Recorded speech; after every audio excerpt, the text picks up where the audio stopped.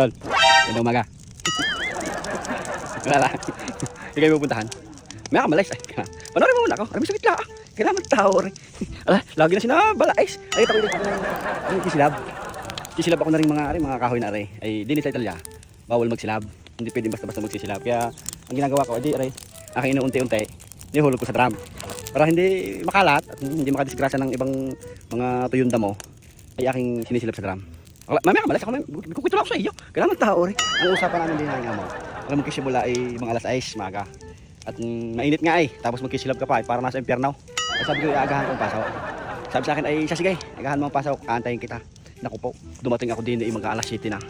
Para nagalit sa akin ang amo. Sabi ako daw, hindi tugang kausap. Sabi ko, bahala ka na ako sa inyo. Ay, tinanghali ng gising eh. Sabi ka, pasin ko sa aking amo. Ay, parang maiksitin yata ang pangunawa.